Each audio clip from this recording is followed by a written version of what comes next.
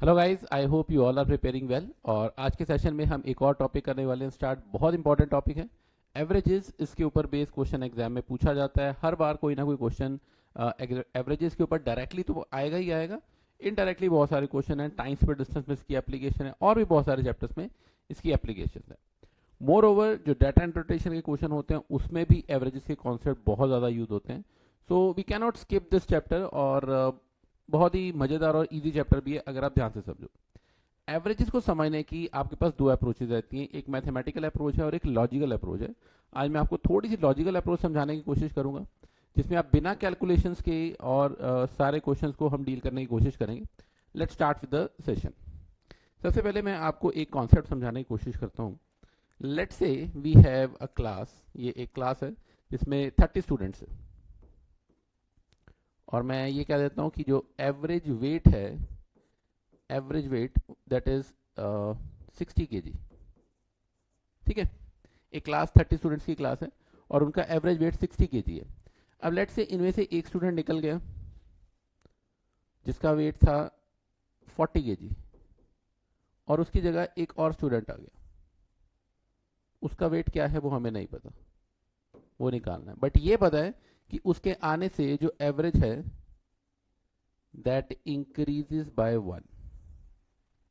मैं क्वेश्चन दोबारा रिपीट कर रहा हूँ, ध्यान से समझो।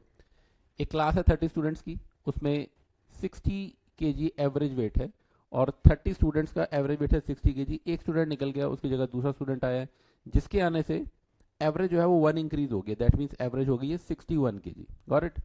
अब आपको ये बताना है कि जो नया स्टूडेंट आया है उसका वेट कितना होगा। तो सबसे पहले आप ये समझो कि अगर एक स्टूडेंट 60 kg का ही चला जाता तो इस एवरेज पे कोई फर्क ना पड़ता। अगर मैं कहूँ 60 kg का स्टूडेंट गया और 60 kg का ही आ गया, क्योंकि एवरेज ऑलरेडी 60 kg है, कोई फर्क नहीं पड़ेगा। बट अगर एक स्टूडेंट चला गया 40 kg का और कोई और स्टूडेंट आ रहा है जिसके आने से एवरेज 1 इंक्रीज हो गया, दैट मीन्स हर स्टूडेंट को 1 kg एक्स्ट्रा मिल रहा है। Are you getting my point? तो जो 30 स्टूडेंट्स है, अगर हर एक को एक एक kg एक्स्ट्रा मिलेगा तो टोटल 30 kg एक्स्ट्रा मिलना चाहिए। बट अभी जो 30 kg एक्स्ट्रा मिल रहा है इसमें से 20 kg तो यही कंपनसेट कर रहा था जो निकल के गया, क्योंकि उसका वेट था 40 kg। तो 20 kg तो मुझे वहीं से एक्स्ट्रा मिल गया, क्योंकि कम वेट वाला स्टूडेंट अगर जा रहा है तो ऑब्वियसली एवरेज में फायदा हो रहा है, एवरेज इंक्रीज हो रही है। ठीक है, अगर 40 kg वाला जा रहा है तो एवरेज बढ़ेगी। तो 20 kg तो यहीं से कंपनसेट हो गया, प्लस एक एक्स्ट्रा 10 kg और चाहिए मुझे, ताकि टोटल 30 kg इंक्रीज आ जाए।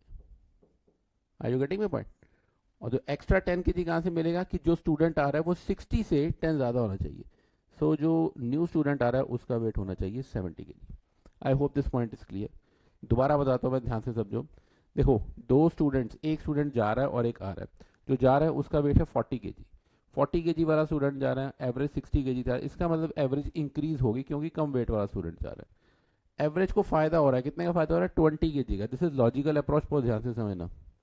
20 kg का फायदा तो यहाँ से हो रहा है, और जो नया स्टूडेंट आ रहा है उसको 10 kg ज़्यादा होना चाहिए, तभी वो 30 kg एक्स्ट्रा जो हमें चाहिए वो मिल पाएगा।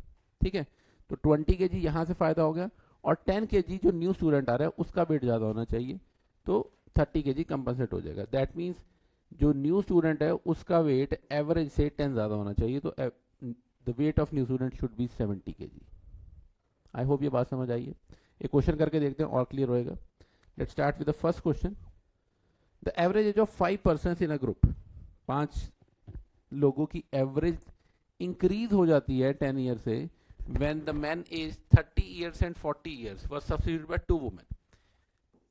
एक की एज है 30 ईयर्स और एक की है 40 years.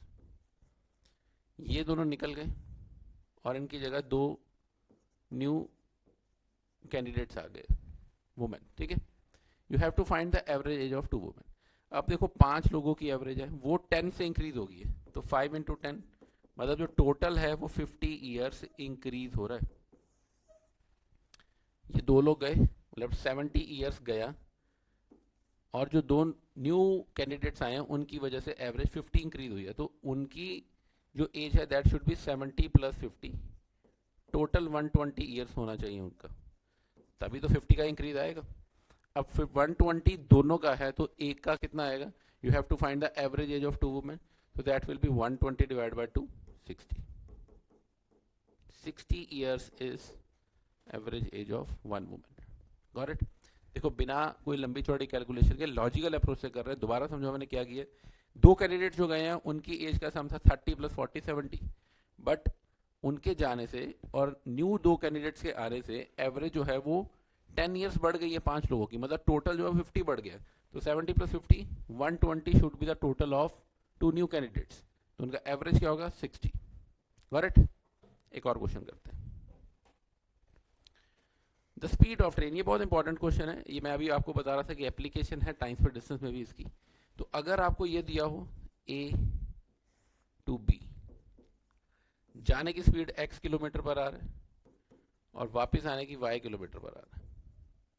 The point is distance should be the same. अगर सेम डिस्टेंस पहले x किलोमीटर पर आवर से कवर हुआ है और बाद में y किलोमीटर पर आवर से कवर हुआ है, तो एवरेज स्पीड क्या हो गई? एवरेज स्पीड का फॉर्मूला होता है, वैसे एवरेज स्पीड होती है total distance upon total time. बस इसमें आप शॉर्टकट यूज कर सकते हो 2xy over x + y kilometre per hour. Got it? अब आपको दिया हुआ है कि वो जा रहा है 60 की स्पीड से और वापस आ रहा है 40 की स्पीड से, तो एवरेज स्पीड क्या होगी? 2 × 60 × 40 डिवाइड बाय 60 + 40, दैट इज 100. तो आंसर आएगा 48 किलोमीटर पर आवर. तो एवरेज स्पीड निकालने का फॉर्मूला आपको डायरेक्टली याद रखना है 2xy over x + y. Got it? Let's see the next question. Average of 7 का, ये बहुत अच्छा लॉजिक है, ध्यान से समझना. अगर 3 कंसेक्यूटिव नंबर A, B और C दिए होंगे तो इनकी एवरेज B होगी. ठीक है, कोई प्रॉब्लम नहीं है. 3 नंबर्स की एवरेज उनकी मिडल वैल्यू B हो जाएगी. अगर 5 कंसेक्यूटिव नंबर दिए हुए हैं, we are talking about the odd numbers, तो अगर ऑड नंबर्स हैं तो भी उनकी मिडल वैल्यू जो होगी वही उनकी एवरेज रहेगी. अब अगर मैं आपको कहूँ कि 7 कंसेक्यूटिव नंबर दिए हुए A, B, C, D, E, F, G, तो मिडल वैल्यू ये कंसेक्यूटिव नंबर्स के केस में जो मिडल वैल्यू रहेगी वही उनकी एवरेज रहेगी. We are talking about the odd numbers. ठीक है, यहाँ भी 7 थे तो इनकी एवरेज मिडल वैल्यू 21 है. अब आपको क्या हाईएस्ट नंबर क्या होगा? इफ दिस इज 21, 22, 23, 24, तो 24 should be the highest number. बात समझ आ गई? ऑलरेडी कॉन्सेक्यूटिव नंबर गिवन है आपको. अगर एवरेज 21 है तो हाईएस्ट नंबर कौन सा होगा? You have to just add 3, 24 answer आ जाएगा. लोएस्ट पूछा होता तो क्या होता? 20, 19, 18. 18 will be the lowest one. Got it? एक और करते. Average of 11 consecutive number. देखो वही लॉजिक लगाया. अगर 3 कंसेक्यूटिव थे A, B, C, तो इनकी एवरेज B थी. अगर मैं 2 और नंबर डाल दूं D और E, तो एवरेज 1 इंक्रीज होती है. अगर मैं 4 नंबर और डालूंगा तो एवरेज 2 इंक्रीज होगी, क्योंकि बैलेंस होगा, 2 इधर 2 इधर. ठीक है. अगर मैं 10 नंबर और डालूंगा तो एवरेज 5 इंक्रीज होगी. Now what is here? It is given if 2 extra numbers are added, तो एवरेज कितनी इंक्रीज होगी? 2 इंक्रीज नहीं होगी. It will increase by 1 only. Got it?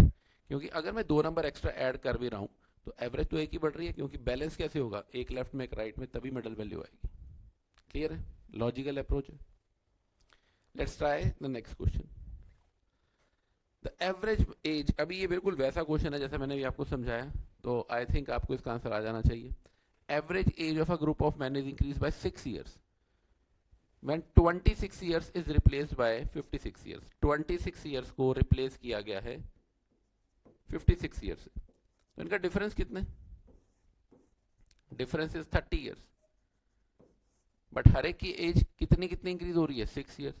तो अगर हर एक की एज 6 years इंक्रीज हो रही है, इसका मतलब टोटल कितने लोग होंगे? 5% शुड बी देयर.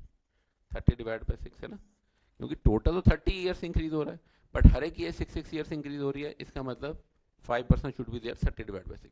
अगर मैं कहूँ हर एक की 10 year इंक्रीज हो रही है तो 30 divide by 10 3% should be there. Very logical approach. ठीक है. So 5% is correct answer. Got it? तो देखो एवरेजेस के बहुत सारे क्वेश्चंस ऐसे और भी बनते हैं जिसमें आप without calculation just using the logical approach आप आंसर बता सकते हो विद इन 15 to 20 सेकंड की क्या आंसर रहेगा.